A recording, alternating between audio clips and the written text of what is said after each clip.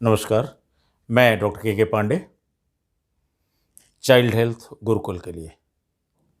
दिल्ली में पिछले दिनों कोविड के केसेस काफ़ी बढ़े हैं। फर्स्ट पीक जब आई थी तो 4000 के आसपास तक ही रुका था।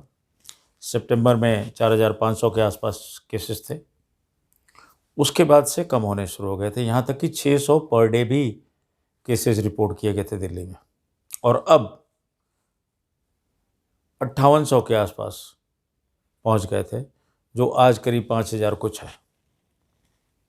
तो पहले से भी ज़्यादा केसेस दिल्ली में रिपोर्ट हुए हैं। क्यों हुआ है ये आपको समझने की ज़रूरत है, क्योंकि इसमें अथॉरिटीज़ का या बीमारी का उतना रोल नहीं है जितना कि आपका और हमारा है। क्यों? क्योंकि अब लोग जो बेसिक प्रिकॉशंस होते हैं वो ले ही नहीं रहे हैं।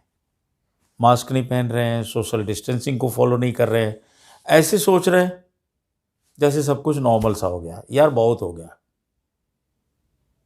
इस सिचुएशन को मेडिकल साइंस में एक टर्म दिया जाता है, इसको कहा जाता है कोविड फैटिग। कि कोविड 19 को देखते देखते इतना थक गए कि हमने कहा यार ठीक है, अब जो होना होगा देखा जाएगा, कोई घबराने वाली बात नहीं, चलो इतने सारे लोग तो ठीक हो गए, ऐसी कोई खतरनाक बीमारी है। लेकिन नहीं, बीमारी बहुत खतरनाक है।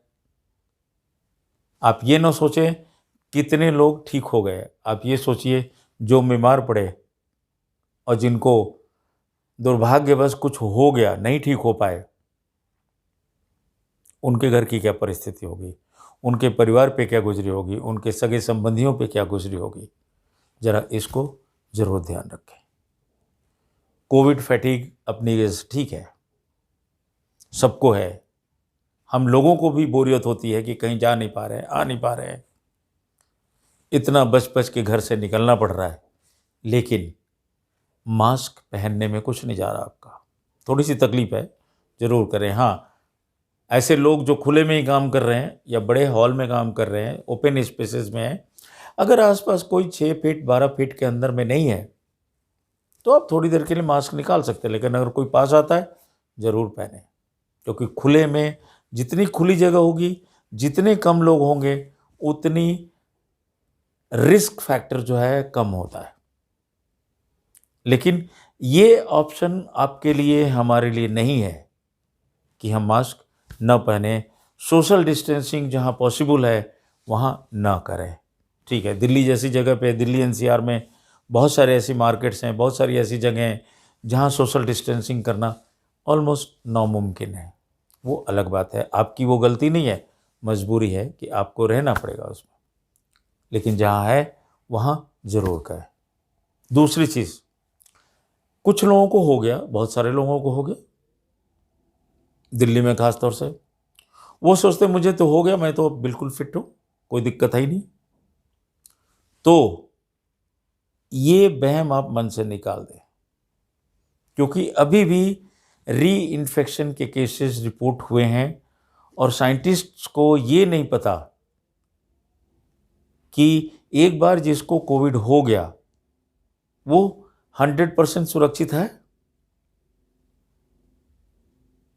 क्योंकि री इन्फेक्शन रिपोर्टेड हुए हैं वर्ल्ड के डिफरेंट सिटीज़ में, हो रहे हैं। और सबसे बड़ी चीज़ है, साइंटिफिकली ये अभी क्लियर नहीं हुआ है।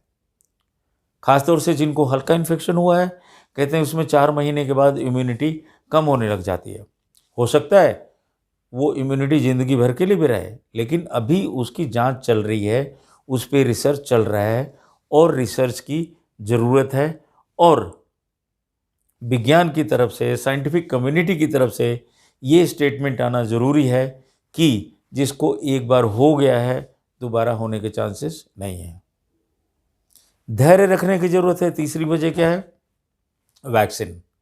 लोग सोच रहे हैं 2-4 महीने में अब तो वैक्सीन आ ही जाएगी। ठीक है, वैक्सीन आ जाएगी, लेकिन वैक्सीन आने का ये मतलब नहीं कि रातों रात सबको लग जाएगी या एक दिन में सारे हिंदुस्तान को लग जाएगी।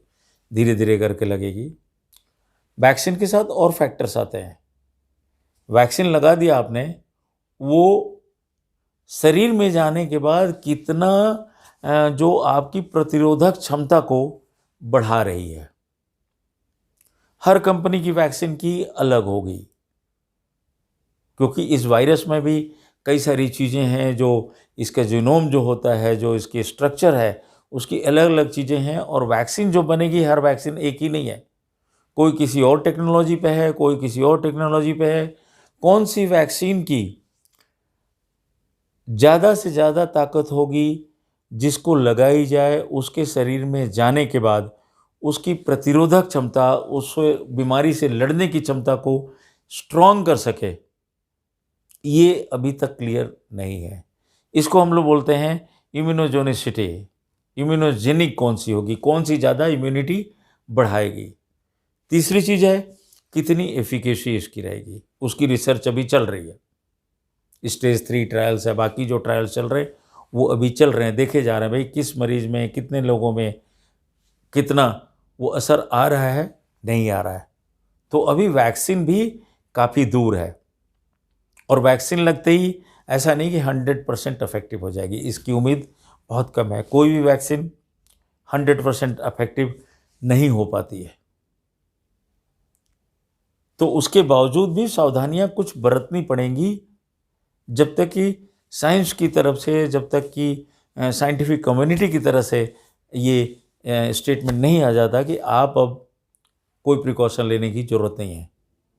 और जो ओवरऑल उम्मीद की जा रही है कि पूरे 2021 में और 2022 के फर्स्ट या सेकंड क्वार्टर तक, मार्च तक या जून तक, आपको, हमको, सबको प्रिकॉशंस लेना पड़ सकता है। तो अपनी जो सुरक्षा को ध्यान में रखते हुए, अपने परिवार को सुरक्षा के ध्यान में रखते हुए, अपने समाज और अपने देश की सुरक्षा को ध्यान में रखते हुए, कृपया कोविड फटीग के चक्कर में ना पड़े।